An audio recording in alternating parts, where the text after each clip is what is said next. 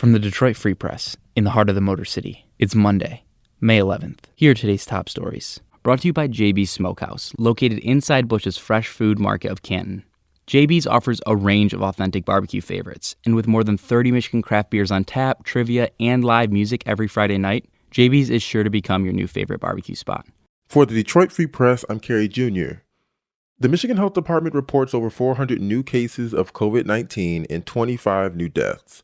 In total, there are over 47,000 cases and over 4,500 deaths statewide. Manufacturing jobs are coming back this week. The Big Three were aiming to resume factory work around the 18th of May. Auto tool and die shops have said they need to open ahead of the plants and can do that starting today. Governor Gretchen Whitmer highlights the importance of reopening the manufacturing sector at last Thursday's press conference. Manufacturing is an important part of our economy, there's no question.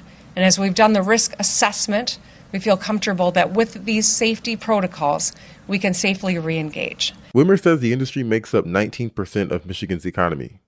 Now that Michigan residents are getting back to work, the state is tackling steps to develop contact tracing capabilities. According to a press release, the state health department announced contracts have been issued to 2 partners in support of COVID-19 contract tracing. The state is partnering with Rock Connections LLC for volunteer management and Deloitte for technology integration. Contact tracing involved identifying people affected by COVID-19, then calling friends, family, and other close contacts about their symptoms and health. Chief Medical Executive Dr. Janae Khaldoun has said that this is the most effective strategy for fighting COVID-19 moving forward. That's really the best and really the only way to contain this virus quickly. According to the release, calls will be made 7 days a week for the next 6 to 12 months, and over 3,500 volunteers have completed training. Rental car companies are taking a hit because of the stay-at-home order.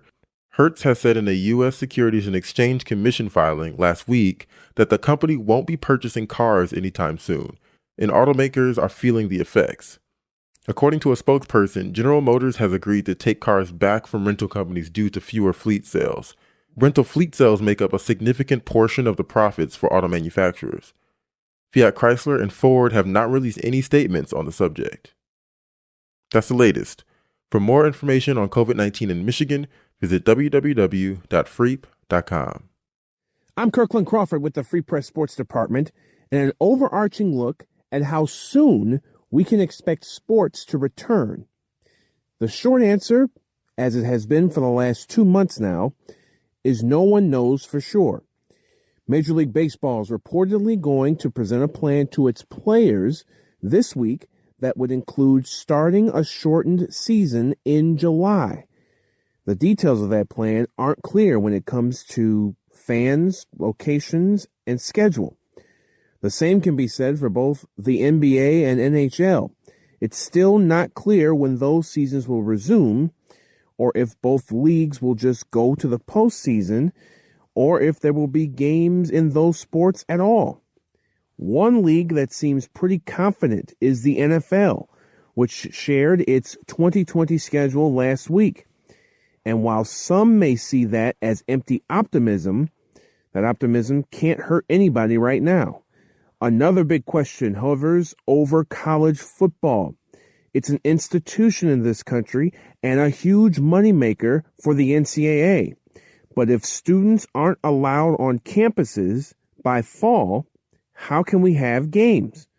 Like everything else in sports, it's a wait and see. For the Detroit Free Press, I'm Tad Davis. Hundreds of people in Michigan have died as a result of the coronavirus. But to us, they're more than a number.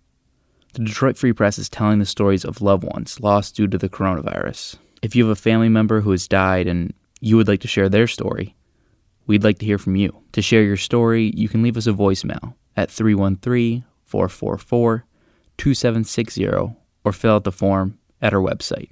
See you tomorrow.